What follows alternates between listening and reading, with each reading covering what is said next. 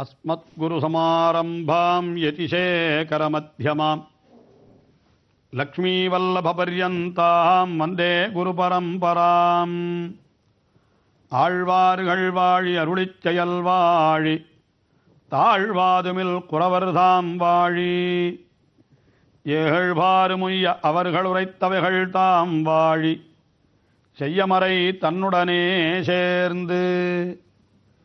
யசோதா பாவனையிலே கண்ணபிரானை அனுபவிக்கின்ற பெரியாழ்வார் அந்த எம்பெருமானுடைய ஓரோரு அவயவங்களாக அனுபவித்து வருகின்ற அற்புதமான திருமொழி சீதக்கடலுள் என்கிற திருமொழி.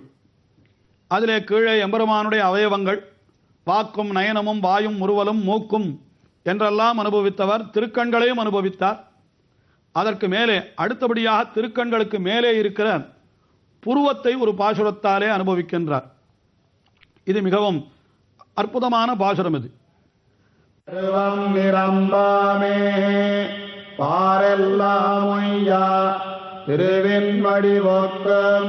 தேவகி பெற்றா உருவகரியா ஒளிமணிவண்ணன் புருவமிருந்தவாகானீரே போன்முறையீர் வந்து காணீரே என்று இந்த பாசுரத்திலே என்ன காட்டுகிறார்? பருவம் நிரம்பாமே. கண்ணபிரான் அசுரர்களையெல்லாம் அழித்தான் கீழ்ப்பாசுரத்திலே சொன்னாரே. திண்கள் அசுரரை தேய வளர்கின்றான் என்று சொன்னாரே. அது எப்பொழுது அந்த காரியத்தை செய்தானால் ராமபிரானும் கூட அரக்கர்களை எல்லாம் அழித்தான். ஆனால் எத்தனை வயது என்னால் அவனுடைய யவ்வன பருவத்திலே 24 வயதிற்கு மேலே என்று தான் சொல்ல வேண்டும். இல்லை என்றாலும் கூட 12 வயதிலே என்றாவது சொல்ல வேண்டும். ஏனென்றால் சுபாகு மாரீச்சர்களை அவன் துகைத்தது 12 திருநக்ஷத்திரத்திலே என்று வால்மீகி ராமாயணத்திலே காட்டியிருக்கிறார்கள். ஆனால் கண்ணபிரான் செய்தது எப்பொழுது என்று கேட்டால் பருவம் நிரம்பாமே. இன்னும் பருவம் கூட நிரம்பல்ல, அதாவது ஒரு வயது கூட ஆகல. கண்ணபிரான் தொட்டிலே கிடக்கிற பொழுது, அதாவது குழந்தை பருவத்திலே அந்த முளைப்பால் பருகின்ற பருவத்திலே வந்தாள் பூத்தனை, அவளை அழித்தான். தொட்டிலே கிடக்கிற பொழுது வந்தான் அவன் ஜகடாசுரன், அவனை அழித்தான். தவழுகின்ற பொழுது வந்தார்கள் யமலார்ஜுனர்கள், அவர்களுடைய சாபத்தை போக்கினான் என்று இப்படி பருவம் நிரம்பாமே செய்த செயல்கள் இவையெல்லாம். ஆனால் இதெல்லாம் எதற்காக செய்தான் என்னால் பாரெல்லாம் உய்யா, உலகமத்தனையும் உஜ்ஜீவிக்க வேண்டும் என்றால் அதற்கு நல்லவர்களை வாழ்விக்க வேண்டும், தீயவர்களை அகற்ற வேண்டும். அதைத்தான் கண்ணபிரான் செய்தான். பாரெல்லாம் உய்ய, அப்படி உய்வதற்காக திருவின் வடிவொக்கும் தேவகி பெற்ற. திருவின் வடிவொக்கும் தேவகி என்னால் 2 விதமாக பொருள் கொள்ளலாம். திருவை போன்ற அழகை உடையவள், அவள் ஸ்ரீமகாலட்சுமி போலேயே அவ்வளவு பேரழகு படைத்தவளாக இருந்தாள் தேவகி. முதல் பாசுரத்திலேயே தெரிவிக்கவில்லையா, சீதக்கடல் உள்ளமுதன்ன தேவகி என்று தெரிவித்ததை இங்கே திருவின் வடிவக்கும் தேவகி என்று தெரிவிக்கிறார். மற்றொரு பொருளும் கொள்ளலாம். திரு என்னால் பெரிய பிராட்டியார் ஸ்ரீமகாலட்சுமி. அவள் என்ன பண்ணினாள்? இந்த உலகத்தை எல்லாம் காக்க வேண்டும் என்பதற்காக தன்னை வருத்தி கொண்டாள். தான் போய் ராவணனுடைய சிறையிலே இருந்து உலகத்தை வாழ்வித்தாள். அதே போல இங்கே தேவகி பிராட்டியம் என்ன செய்தாள் என்னால் தான் சிறையிலே இருந்து கொண்டு கண்ணனை வெளியிலே அந்த யசோதையினிடத்திலே அனுப்பி வைத்து உலகெல்லாம் வாழும்படி செய்தாள். ஆயினாலே திருவுக்கு எவ்வளவு கருணை உண்டோ அவ்வளவு கருணை இந்த தேவகிக்கு உண்டாகினாலே திருவின் வடிவொக்கும் தேவகி என்று அவளை கொண்டாடுகிறார். உண்மையாக அன்றைய தினமே குழந்தை பிறந்த அடுத்த கணத்திலேயே அவள் என்ன சொன்னாள்? உபதம்பர, உன்னுடைய சங்கச்சக்கரங்களை மறைத்துக்கொள் என்றுதான் தேவகி சொன்னாள். ஏன் அப்படி சொல்லாமல், இந்த கம்சன் மிகவும் பொல்லாதவன், ஆகையினாலே கண்ணா இப்பொழுதே இந்த கம்சனை கொன்றுவிடு என்று சொல்லி இருந்தால் அதையும் அன்றோ கண்ணன் அப்பொழுதே செய்திருப்பான்.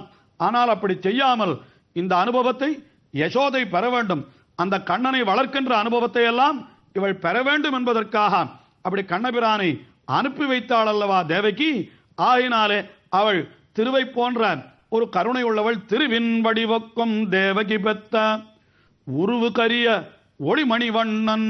ஆஹா, நல்ல பிரகாசத்தை உடையவன், உருவு கரியவன். ஏனென்றால் தேவகி தான் குழந்தை பெற வேண்டும் என்று பிரார்த்திக்கிற பொழுதே அப்படித்தான் பிரார்த்தித்தாளாம். என்ன பிரார்த்தித்தாளனால் ஆகண்டவாரிபரம் அந்தர மேகதேஷ்யம் என்று அந்த குழந்தை கழுத்தளவு நீரை பருகின ஒரு காளமேகம் போலே கரிய நிறத்தை உடையதாக இருக்க வேண்டும் என்று அவள் பாரித்தாள் என்று ஸ்ரீ பராசர பட்டர் ஸ்ரீரங்கராஜ ஸ்தவத்திலே தெரிவிக்கிறார். ஸ்ரீரங்க காந்த சுதகாமியதி என்று தெரிவிக்கிறார். ஆகினாலே தேவகி பெத்த உருவுக்கரிய ஒளிமணி வண்ணன் அவனுடைய புருவம் இருந்தவா காணீர், அவனுடைய அழகான புருவம், அந்த புருவத்தை நீங்கள் எல்லோரும் வந்து பாருங்கள் என்று அந்த புருவத்தினுடைய அழகை, ஏனென்றால் அந்த புருவம்தான் ஒருத்தனுக்கு மகிழ்ச்சியா துக்கமா என்பதை காட்டி விடுமா. அப்படி புருவத்தை கொஞ்சம் சுழித்தானால் ஏதோ அவன் விரும்பவில்லை என்று தெரிகிறது. அப்படி புருவத்தை உயர்த்தினானால் ஆச்சரியப்படுகிறான் என்று தெரிகிறது. அப்படி இங்கேயும் கூட கண்ணன் என்ன பண்ணுகிறான் என்றால் தன்னுடைய அடியவர்களை கண்டால் அப்படி புருவத்தை உயர்த்துகிறான், விரோதிகளை கண்டால் உலகத்தில் தீங்கு செய்பவர்களை கண்டால் அந்த புருவத்தை சுழிக்கிறான்.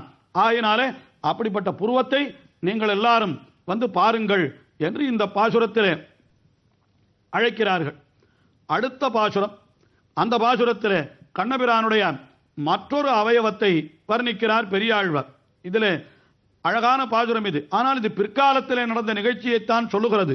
கண்ணபிரான் குழந்தையாக திருவாய்ப்பாடியிலே இருக்கிற பொழுது குழந்தை பருவத்திலே இது செய்த செயல் அல்ல. இருந்தாலும் பெரியாழ்வாருக்கு பிற்காலத்து நிகழ்ச்சிகளும் தெரியும் அல்லவா. ஆகினாலே இந்த குழந்தை பருவத்து கண்ணனை காட்டுகின்ற பொழுதே பிற்காலத்து நிகழ்ச்சியை சொல்லுகிறார். அதாவது என்ன சொல்லுகிறார் என்றால், இந்த திருவாய்ப்பாடியிலே இளம் பெண்கள் கோபிகைகள் அவர்களெல்லாம் மணல் வீடு கட்டி விளையாடுகின்றார்களாம். அப்பொழுது கண்ணபிரான் வந்து அந்த மணல் வீடுகளை சிதைப்பது, அவர்கள் கையிலே இருக்கக்கூடிய பொருள்களை எல்லாம் பறித்து கொண்டு ஓடுவது என்று இப்படிப்பட்ட செயல்களை எல்லாம் செய்கிறான். அதை இந்த பாசுரத்திலே மிக அழகாக தெரிவிக்கிறார். எம்பெருமானுடைய அவயவங்களிலே மற்றொரு அவயவத்தை வர்ணிக்கிறார் இந்த பாசுரத்திலே. அதாவது பெரியாழ்வார் எம்பெருமானுடைய திருக்காதுகளை வர்ணிக்கிறார் அடுத்த பாசுரத்திலே. திருக்காதுகள் என்னால் அந்த காதுகளிலே பெரிய ஆபரணத்தை அணிந்திருப்பார்கள் அந்த காலத்திலே, அது மகரக்குழை என்று பெயர். அப்படிப்பட்ட மகரக்குழையை அணிந்து கொண்டு விட்டால் காதே மறைத்து விடுகிற அளவுக்கு அது பெரிய ஆபரணமாக இருக்கும். ஒரு திவிதேசத்திலே எம்பெருமானுக்கு மகர நெடுங்குழை காதன் என்றே திருநாமம். தென்திருப்பேரை என்கிற திவ்யதேசம், அங்கே எழுந்தருள் இருக்கின்ற எம்பெருமானுக்கு மகராயத்த கர்ணபாசன் என்று சம்ஸ்கிருதத்திலேயும் தமிழிலே மகர நெடுங்குழைக்காதன் என்றும் திருநாமம். அப்படிப்பட்ட அந்த மகர நெடுங்குழையை அணிந்த காது, அதை வர்ணிக்கிற பொழுது அந்த மகரக்குழையை வந்து காணுங்கள் என்றே இந்த பாசுரத்திலே அழைக்கிறார் பெரியாழ்வார்.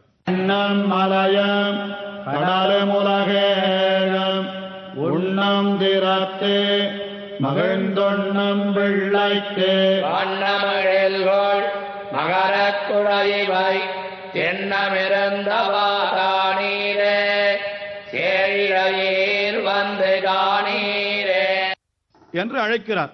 அதாவது அந்த பகவான் என்ன செய்கிறான் என்னால் மண்ணும் மலையும் கடலும் உலகேழும் கீழே எல்லாம் முற்றுமுண்ட கண்டம் என்று தெரிவித்த விஷயம்தான் அதை மறுபடியும் தெரிவிக்கிறார் இந்த பாசுரத்திலே.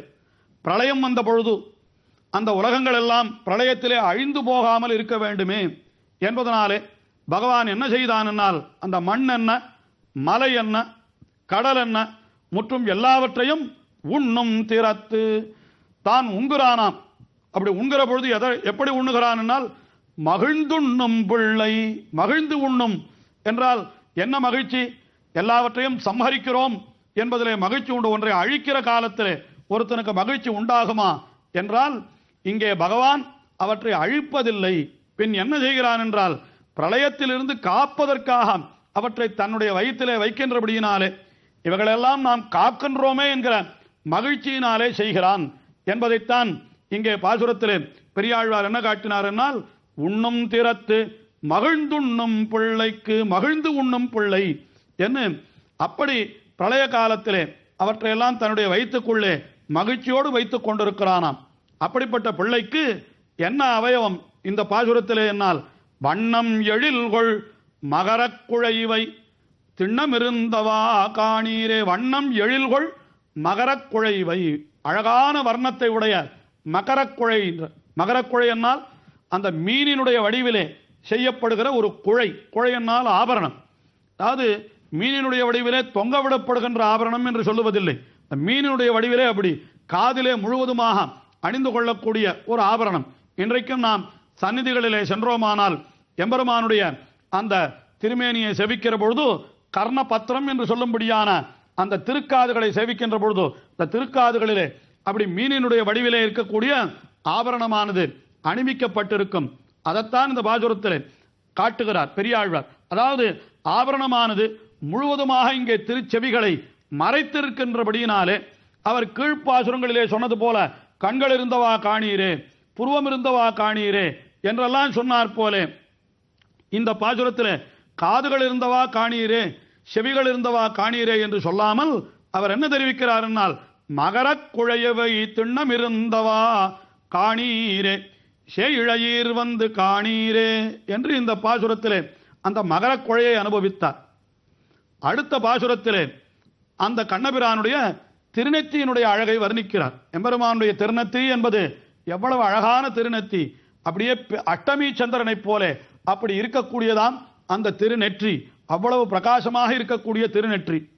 அதை அனுபவிக்கிற காலத்திலே தான் பெரியாழ்வார் என்னவென்று அனுபவிக்கிறார் என்றால், அந்த திருநெற்றியை உடையவன் எப்படிப்பட்டவன் என்றால் இந்த பெண்களிடத்திலே அவன் லீலைகள் புரிகிறவன். என்ன செய்கிறான், இந்த சிறு பெண்கள் எல்லாம் அப்படி மணல் கொட்டகமிட்டு விளையாடுகிற காலத்திலே அவர்கள் கையிலே கொண்டிருக்கிற அந்த உபகரணங்களை எல்லாம் பறித்து கொண்டு ஓடுகிறான் என்கிற அந்த சரித்திரத்தையும் இந்த பாசுரத்திலே சேர்த்து அனுபவிக்கிறார். முத்திரம் தோதயம் முன்கை மேல் போவயம் சித்திரிழைத்து திரிதருவார்களை அத்தை பறித்து கொண்டோரும் பரமந்தன் நெத்தி இருந்தவா காணீரே, நேரிடையீர் வந்து காணீரே.